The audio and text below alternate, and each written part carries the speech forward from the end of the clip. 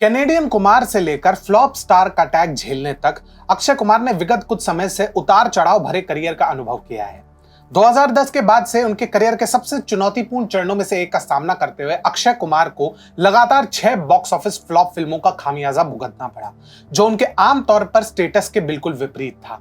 यह सब बच्चन पांडे के साथ उनके दुर्भाग्यपूर्ण प्रयोग से प्रारंभ हुआ, जो दर्शकों के साथ तालमेल बिठाने में बुरी तरह असफल था। अब इसके अनेक कारण बताए जाते हैं, जिनमें से किसी का मानना है कि वे अपनी स्क्रिप्ट्स पर ध्यान नहीं देते, तो कोई कहता है कि अब वो पहले वाली बात नहीं रही।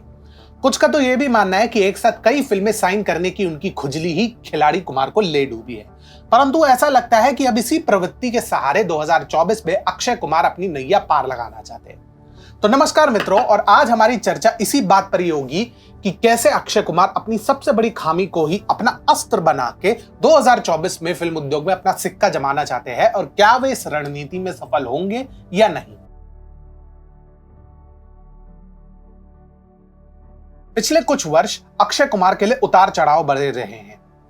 हालांकि उन्होंने सूर्यवंशी की आश्चर्यजनक सफलता के साथ भारतीय सिनेमा का आकर्षण वापस लाने में मदद की, परंतु 2021 से चीजें बॉलीवुड सुपरस्टार के लिए योजना अनुसार नहीं चल रही हैं।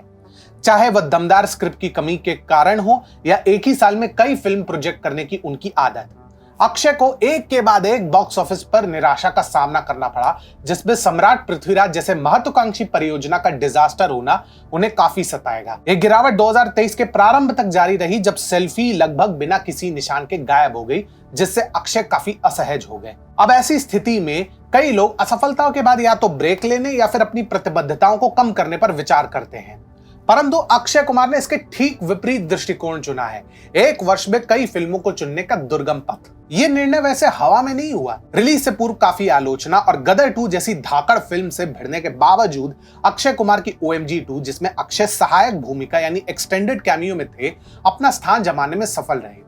50 करोड़ के रिस्ट्रेंट बजट में बनी ये फिल्म वैश्विक तौर पर 220 करोड़ कमाने में सफल रही। मिशन रानीगंज, जो इनकी आगामी फिल्म है, सफल होती है या नहीं, ये तो इसके कंटेंट पर निर्भर है, परंतु इस बात से इनकार नहीं किया जा सकता है कि अक्षय कुमार 2024 में एक रोमांचक और घटनापूर्ण यात्रा के लिए तैयार हो रहे हैं। आगामी वर्ष में अक्षय के लिए कम से कम 7 फिल्में प्रस्तावित हैं, जिनमें से प्रत्येक में बॉक्स ऑफिस के दिग्गज के रूप में उनकी अपनी स्थिति को बनाने या बिगाड़ने का भरपूर मादा रखती है। अक्षय की 2024 लाइनअप में रोमांचक परियोजना का शुभारंभ सुधा कोंगारा की उनकी अपनी क्लासिक सुरराई पोट्रू की रीमेक से होगा, जिसने विश्व भर में ख्याति प्राप्त की।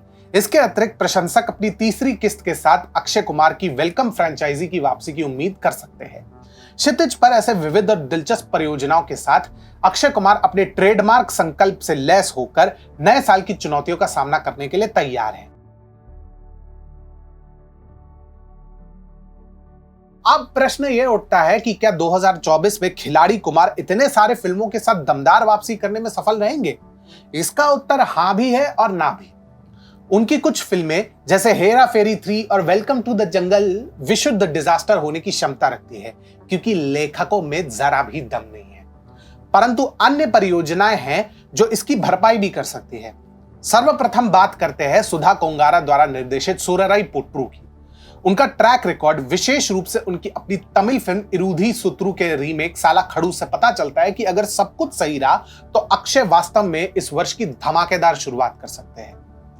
फिराती एक्शन से भरपूर बड़े मियां छोटे मियां, यह शैली वह है जहां पर अक्षय कुमार ने अक्सर उत्कृष्ट प्रदर्शन किया है, और टाइगर श्रॉफ की उपस्थिति के बावजूद फिल्म में दर्शकों को आश्चर्यचकित करने की क्षमता है। परंतु अक्षय कुमार की ऐतिहासिक परियोजनाएं, विशेष रूप से स्काई फोर्स और शंकरा, गेम चेंजर सिद्ध हो सकती है।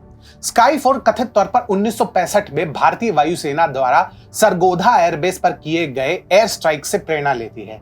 दूसरी ओर शंकरा संभवत सी शंकर नायर की कहानी पर आधारित है, जिन्होंने जलियांवाला बाग नरसंहार के लिए ब्रिटिश अधिकारियों के विरुद्ध कानूनी कार्रवाई करने का साहस किया था।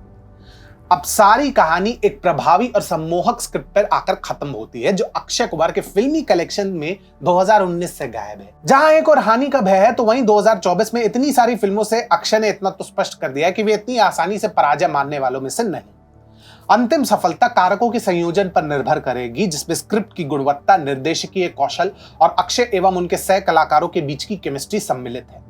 घूम फिरकर एक बात स्पष्ट है कि अक्षय कुमार चुनौती से पीछे हटने वालों में से नहीं है, और वे एक अच्छी वापसी की तलाश में अपना सब कुछ देने के लिए तैयार है।